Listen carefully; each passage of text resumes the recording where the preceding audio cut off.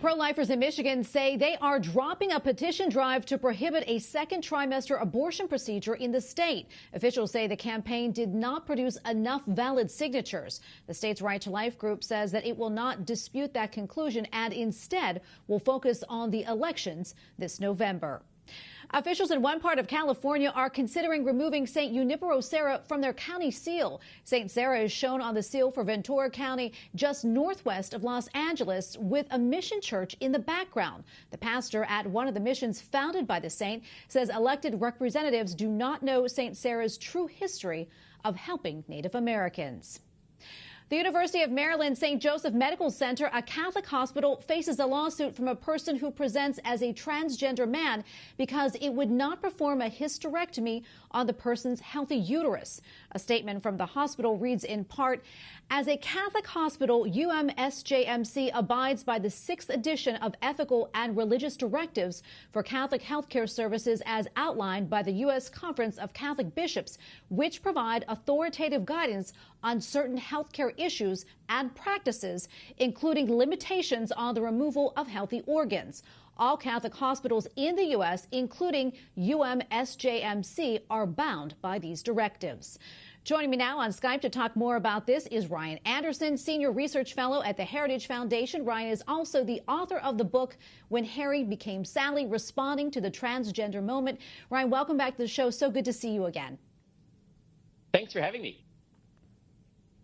Absolutely. So the plaintiff in this case is claiming discrimination, saying that surgery would not have been canceled if it were not for the diagnosis other than gender dysphoria, which is described by the American Psychiatric Association as a conflict between a person's physical or assigned gender and the gender in which they identify. What is your reaction to that?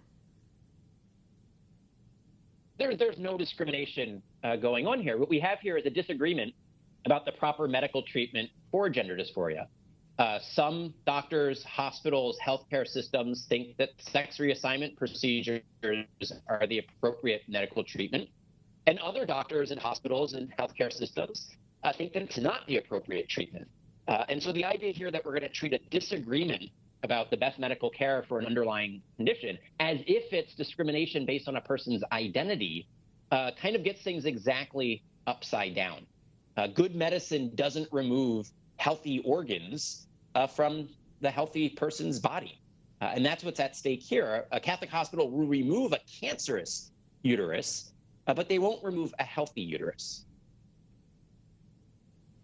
I know that you've studied this topic quite a bit. Let's talk about sex as it relates to good medical practice and how important is it to recognize those differences?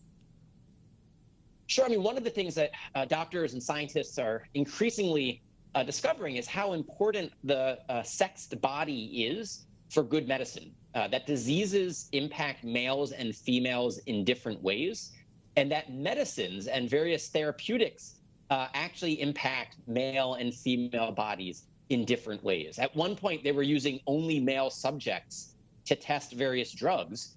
And then they realized that the right dosage for a male might not be the right dose for a female, that the way in which a disease impacts the male body may not be the way that it impacts a female body. And so we need both men and women for clinical trials and men and women to kind of titrate the right dose, the right procedure to the specific body. And so you can't treat male and female bodies as interchangeable. As we pointed out, the hospital clearly states on its website that it observes the ethical and religious directives for Catholic healthcare services. Shouldn't those religious concerns be considered? Oh, of course. I mean, part of the founding nature of the United States of America is that we respect religious liberty, right? It's the first right in the First Amendment to our Constitution that's articulated, the free exercise of religion. So even if you disagree with the Catholic position on what good medicine looks like for gender dysphoria, there's no reason why you should say that the Catholic hospital has to abide by secular guidelines for healthcare, why progressive understanding of medicine should govern a Catholic hospital.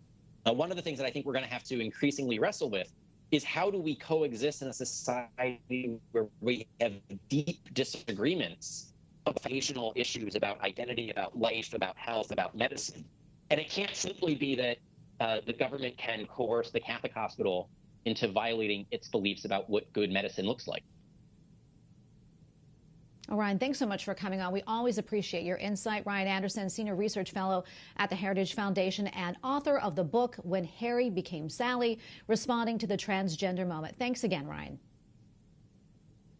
Yep, thank you.